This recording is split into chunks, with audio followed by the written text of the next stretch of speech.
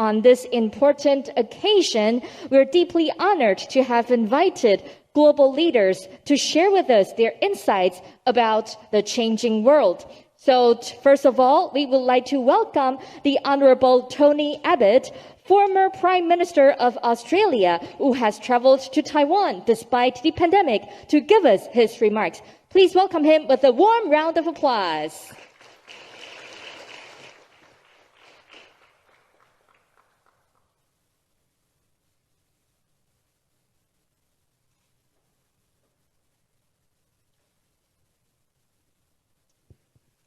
Madam President, Foreign Minister Wu, ladies and gentlemen, distinguished guests.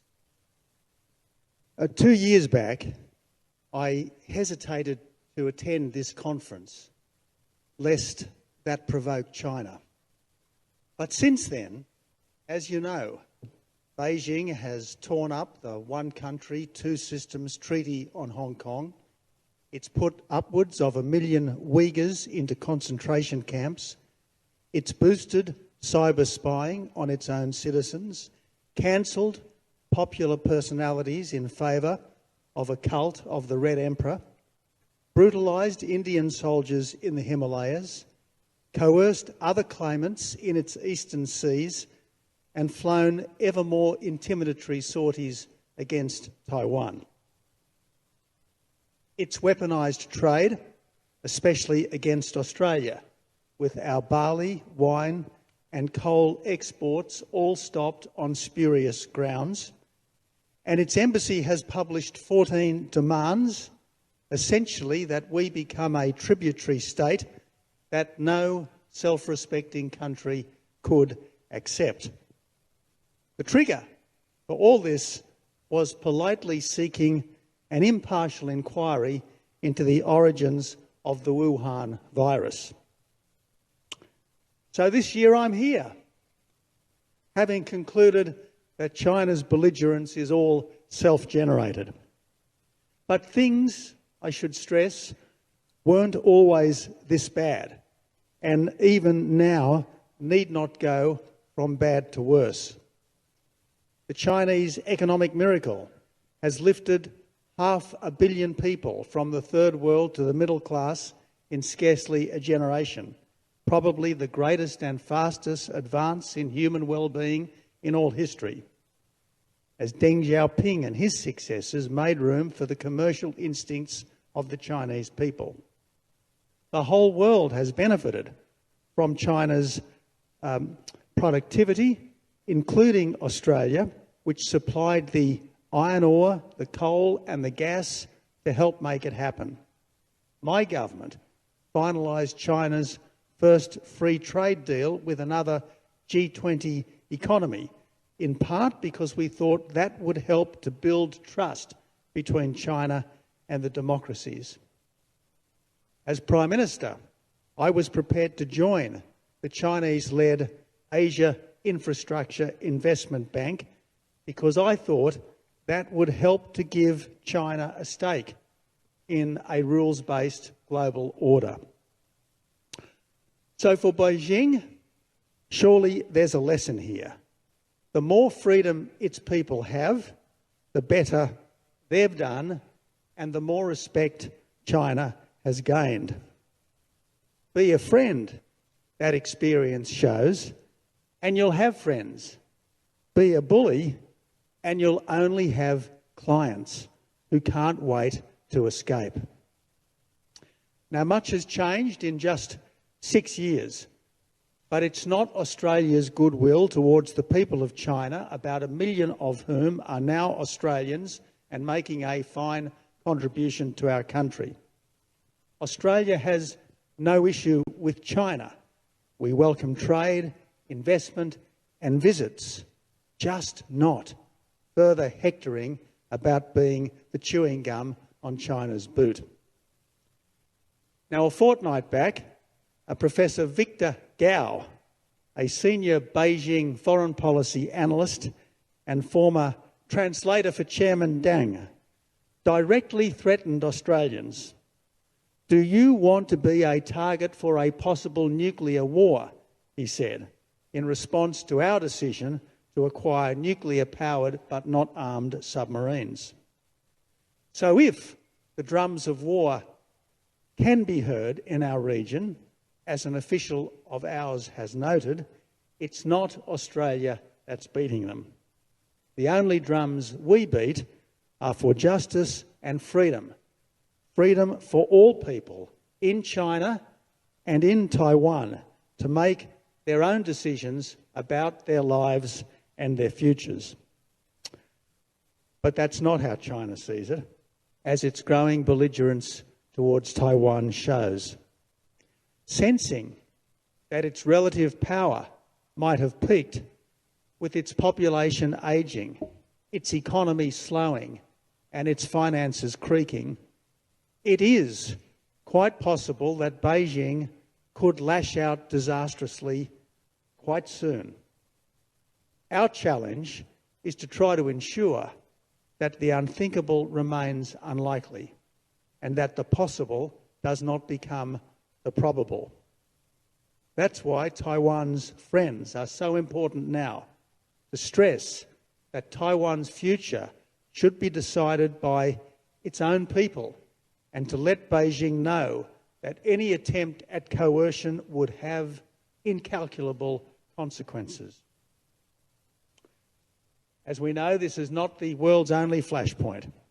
There's Israel, never not under existential threat, and the Ukraine, menaced by the new Tsar. But nowhere is the struggle between liberty and tyranny more stark than across the Taiwan Strait. Now, in 7 decades, Taiwan has grown from an impoverished dictatorship to a prosperous democracy.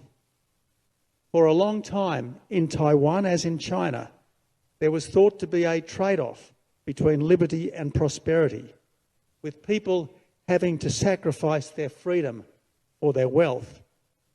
For a long time, it was assumed that no dictatorship could evolve without mayhem. Yet Taiwan proves that authoritarian governments can liberalise, and they can do so without sacrificing prosperity or unleashing anarchy. Economic growth here since 1990 has averaged 5%, and you Taiwanese are now the 15th richest people in the world in purchasing power terms. Let me say, this is simply a stellar performance. Prosperity plus freedom, a model that the whole world should admire, not isolate. It is to the vast credit of successive Taiwanese leaders that power was steadily dispersed in a peaceful, orderly way, and to the credit of the Taiwanese people that they've used their freedoms responsibly to build an even richer and stronger island. As things stand, how could Taiwanese people ever want to exchange their current lives for an alternative that's poorer and less free? Why would they want to get caught up in the old arguments about who is the real China, especially as China, meanwhile, has taken a wrong turn? Maybe the Deng era market freedom was a short-term device to strengthen the country, a tactic like hide and bide. But China's leaders should have thought more deeply about this, because dropping the ruse has just united others against them. It's Beijing that's created the Quadrilateral Security Partnership, linking the United States, Japan, India and Australia, because it's been so unreasonable. And the more aggressive it becomes, the more opponents it will find. At our recent ministerial summit, both Australia and the United States stated their intent to strengthen ties with Taiwan, which we both declared is a leading democracy and a critical partner for both countries. The State Department has just affirmed that the US commitment to Taiwan is rock solid. I don't believe America could stand by and watch China swallowed up. I don't believe Australia should be indifferent to the fate of a fellow democracy of almost 25 million people.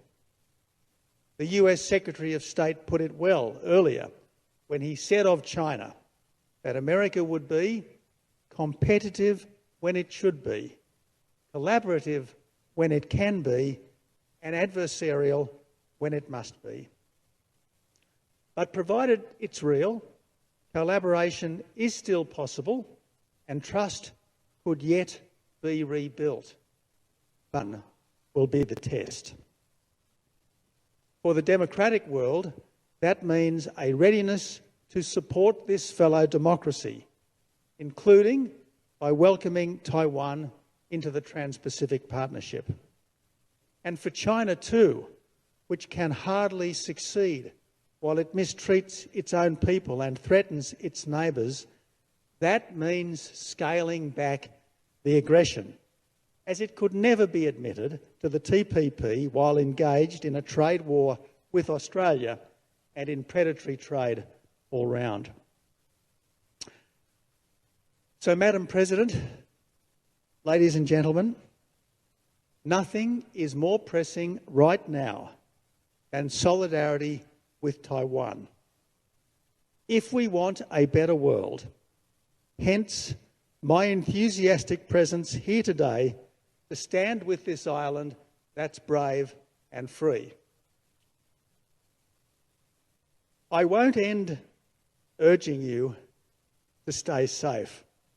Rather, something nobler and higher. Stay free. Thank you very much, Prime Minister Abbott, for joining this forum in person to show your staunch support for Taiwan. Indeed, we want to not only stay safe,